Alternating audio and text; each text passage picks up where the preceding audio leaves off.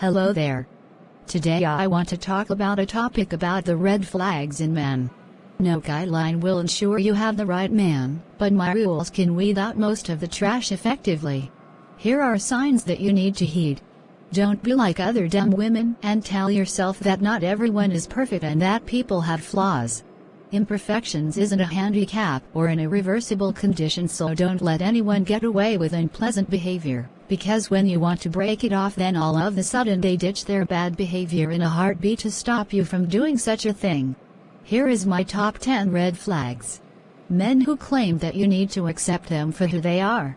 Those men will never change and are usually big whiny children who are incapable to give you a fair chance in a good relationship. I believe that if people can't accept you the way they are, then they need to leave.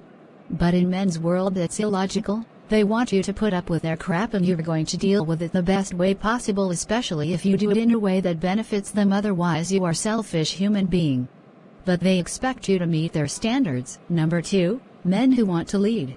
Sure, leaders can be admiring, but men hardly want to lead their own life, so they try to lead yours.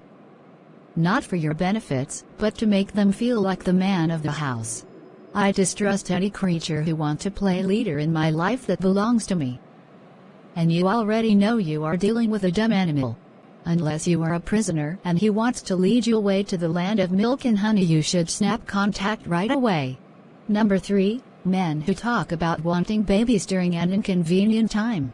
For example, you are in the bloom of your career or studying for your bachelor degree, and he mentions wanting to have kids while he already knows that you have dreams. Do not see it as his wish to become a father and start a family with you. It's to control you, because chances for a career will be very unlikely and you're right where he wants you. Men hate what they can't control. It's been like that since the dawn of time and will manipulate your feelings into giving in. Men are also the ones who are minimally affected when the children come, so a man who truly cares about you won't bring it up until you have reached the position you always wanted. Number 4, men who promise things will be better when you agree to have kids with him. If he's not at his best behavior now and act like a lazy pig, what makes you think he won't stay the same way? Men who want something in return before they do better are usually the ones who will screw you over. Number 5, men who want a clean slate when they cross the line with you. They always want you to look past their mistakes, but what has he done to earn a clean slate with you? If you want a clean slate, then you should clean your own shit. If he expects you to do so without making amends, then stay away from him. You don't need to know a man for a lifetime to know who he is. Actions always speak louder than words. Number 6, when you ask him what he can bring on the table, he will use the plate out. I have money. Manipulation. When you have your own money, a watchhound or guns to protect your lawn, and enough of self-love, then these creatures have nothing to stand on. When I mention this, men who approach me always go a little quiet because that's all they can offer. If men have little to offer in the beginning, then don't expect them to offer you anything in the long run. Number 7, when he says he'll be there at 1 p.m. but arrives hours late, if men don't hold his word sacred with the small things, then he will disregard his responsibilities when it suits him. Number 7, men who act attentive and make a lot of efforts for you while you aren't really dating yet. A lot of women fall for this trap. Oh, he is so attentive and thoughtful and does so much for me, he must be the right guy. Looks can be deceiving, and those men are usually the ones who hide behind the nice guy act. We all know that they won't keep that up as soon as they got what they want from you.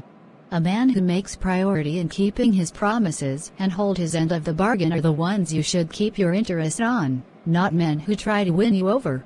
You're not a therapy, and if you allow them to win you like one, then you'll be in for a rude awakening, because you are not the biggest and brightest trophy in this world. Number 8, men who deny you a better career just because of his insecurities. Children are insecure, but a grown-ass man shouldn't feel intimidated by the idea that you can earn more money than him one day, or that you can become better.